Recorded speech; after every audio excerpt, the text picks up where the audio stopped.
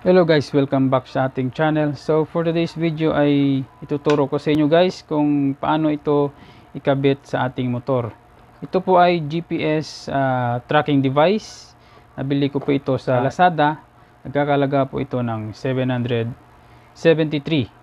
So sa gustong umorder, ilalagay ko yung link sa ibaba para ma-redirect kayo sa mismong seller, legit na seller na nagbibenta ng ganitong GPS tracking device. So, tuturo ko sa inyo guys mamaya kung paano ito ay kinakabit sa ating motor at kung ano yung mga function nito.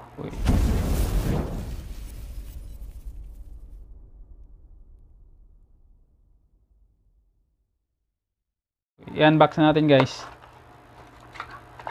Ito siya. Makikita nyo para siyang isang normal na relay, no? Parang horn relay siya, pero itong relay na ito guys ay kakaiba. So itong GPS tracking device relay na ito guys ay napaka useful nito sa ating mga motor, lalo na sa mga bagong motor na magaganda na kaaya-aya sa mga kawatan, no? Kapag nakarnap yung inyong motor guys, ay matatrack nyo yung inyong motor kung nasaan dahil sa tracking device na to. At the same time, pwede mong ma-shutdown yung inyong motor habang binabiyahe ng kawatan, no? Para hindi siya makalayo. Pwede nyong mapatay yung inyong makina kahit saan mang sulok ng Pilipinas guys. Ito yung isang magandang feature dito sa ating GPS tracking device relay. Dito guys, pwede natin itong mabuksan kasi lalagyan natin ito ng SIM card. Ayan, bubuksan muna natin. Papakita ko sa inyo yung kanyang loob. Ayan, ito yung kanyang itsura. Right? Ito yung lalagyan ng SIM card. Ito naman yung kanyang GPS antenna. Ayan, mamaya ituturo ko sa inyo kung paano yung tamang pagkabit o pag-install ng GPS tracking device na to para maging accurate yung location. Yan. Dapat yung bibilin yung SIM card guys ay yung may pinaka magandang signal, no, sa inyong lugar. Pwedeng Globe or Smart, kahit anong SIM card, basta maganda yung signal sa inyong lugar. So, syempre una natin gawin guys, lagyan natin muna ng SIM card. So paano ba lagyan ng SIM card dito guys? Yan, kung makikita nyo, meron itong nakapangalan na app. Lift up nyo lang yan guys. Yan. Tapos angatin nyo lang. Iangat nyo lang ito. At pwede nyo nang lagyan ng SIM card. Meron namang guide yan eh. Hindi naman kayo malilito. Hindi naman kayo magkakamali maglagay ng SIM card kasi meron siyang guide. Hindi naman pasok yan pag hindi sakto yung paglagay nyo. Yan. Tapos babalik nyo lang yan. Ayan. Okay na. At syempre, meron na siyang ilaw. Yung blue, yan yung sa GPS. At yung orange, yan yung sa SIM card. So, nagbi-blink siya kasi starting pa lang siya. Pero mamaya, mag-steady na yung ilaw niya. Tatakpan ko na lang muna to. Meron kasi itong built-in na battery guys na maliit. Para kahit naka-off yung makina, ay pwede pa rin nating ma-allocate yung ating device o yung ating motor. Yan. Hintayin lang natin steady. So yan guys, kung makikita nyo, steady na yung ilaw ng blue at saka ng orange. Next step natin guys, dito sa ating manual, ito, kailangan nating mag-download ng apps guys para ma-set na natin yung ating device. So, search natin sa Google Play yung Sinotrack Pro. Yan, punta tayo sa Google Play Store. Then search natin yung Sinotrack Pro. So, ito. Install natin yan. Yan, open na natin. Okay. So, dito guys, kung makita nyo, kailangan nating mag-login dito. So, select lang natin itong server, tapos Sinotrack Pro, then account. So yung account guys ay ito yung ating ID number ng ating tracking device na makikita natin sa likod ng ating GPS tracker o GPS tracking device. So ito siya. So isusulat lang natin yan kung ano nakasulat dyan sa likod na binili nyo. So insert ko lang muna to.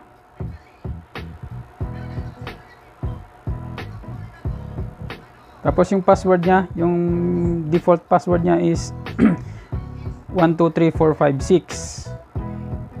So yan. And then login. Oh, ba't ganun?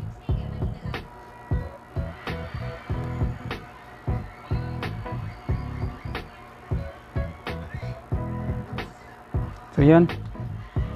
Hindi pala tayo dapat sa auto select tayo guys, no. Yan. Login na tayo. At yan. Natatrack na yung ating device. Makikita natin dito sa ating cellphone. Yung red na number na to, ito yung ating ID number ng ating tracking device. So dito sa taas, bandang itaas, ipindutin natin yung satellite para mas maganda yung maging image niya, no. So ayan, pwede nating i-zoom in yan. Pindutin nyo lang yung plus, hindi kaya i-pinch ng dalawang daliri. Tingnan natin kung nasa insaktong location yung ating So okay naman, kung accurate naman yung GPS, no. At yung bahay natin ay nandito. Yan. Saktong-sakto. Yan. So next step natin guys ay siyempre kukonect natin to sa ating battery. Ito yung pula, ito yung positive. At yung itim, ito yung ating negative. Ito yung sa pin pin number 85 at pin number 86. Itong green to, ito yung pin number 30 at ito yung pin number 87A. Okay natin kung sakto. Yan. Ito guys, pin number 85. Ito yung sa ating negative, yung 86. Sa positive, yung 30. At saka yung 87A, tuturo ko sa inyo kung paano ito gumagana at kung paano natin ito kabit mamaya sa ating motor. Ito yung ating battery guys. Ito yung positive, yung kulay puti. Ito yung negative, wala kasi kung ibang kulay na wire, pula lang. So yan, nakakonect siya sa itim na papunta sa ating GPS tracking device. At yung puti, dito siya sa pula na wire na papuntang tracking device. Ayan. So, nakakonect na yung ating tracking device guys. Papakita ko sa inyo kung paano ito gumagana. So, dito titestiran ko muna tong dalawang wire na to, yung blue at saka yung green. Meron akong tester dito. Yan. Lagay ko sa continuity. Yan. Yan. Tumutunog kapag kukonek ko yung dalawang probe. Kukonek ko sa dalawang wire na to, which is yung blue at saka yung green. Ayan. Diba? Tumutunog siya. Ibig sabihin guys, konektado tong dalawang ito.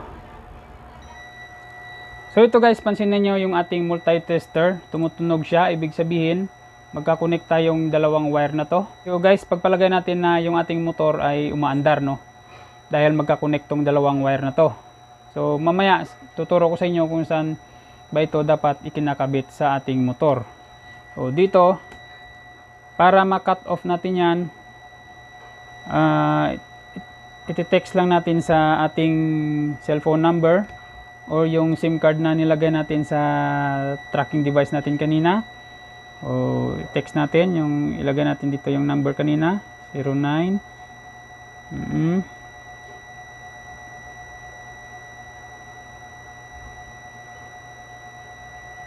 Okay. O, yung sinasabi dito sa manual guys, yung cut engine command, i-text natin daw yung 940 plus default password na 40. So, yan, subukan natin.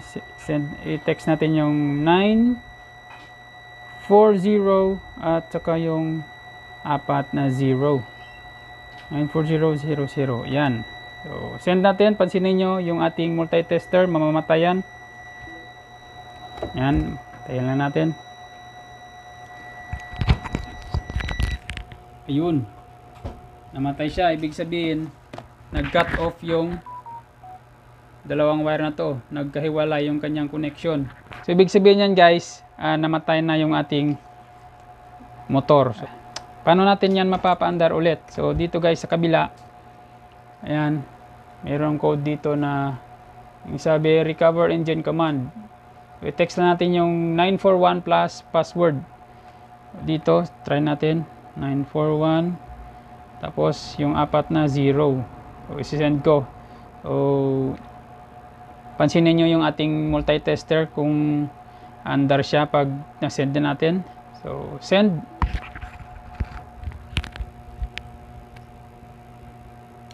Yun. Yun yung kanyang function guys, no. So napakaganda at napaka-useful ng ganitong klaseng tracking device guys. Dahil makukontrol mo na yung inyong motor gamit lang yung inyong cellphone. Malolocate nyo yung inyong motor kung nasaan, at the same time mapapatay nyo pa yung inyong makina para hindi na makalayo pa yung mga kawatan, no. So ayan. So marami pa siyang mga function dito guys. So kayo na lang bahala dyan. Yan. Marami pa siyang function. Meron siyang may geofence pa guys. Yan. May geofence. May location by phone call. Basta marami siya. Kayo nang bahala mag-discover niyan. So itinuro ko lang sa inyo yung basic function niya. At yung kadalasan na ginagamit na feature. So ayan. So yan guys, okay naman yung ating biniling GPS tracking device. So next vlog natin guys ay tuturo ko sa inyo kung paano ito ini-install sa ating motor at kung saan ba ito dapat ikinakabit. So sa gusto palang umorder nito guys, ilalagay ko yung link sa description para ma-redirect kayo sa mismong seller na nagbibenta nito. Hanggang dyan na lang muna yung aking video. Sa hindi pa pala nakapag-subscribe sa ating channel, please subscribe and hit the notification bell para updated kayo sa next nating mga upload na video. Maraming salamat sa inyong panonood guys. God bless you all and peace.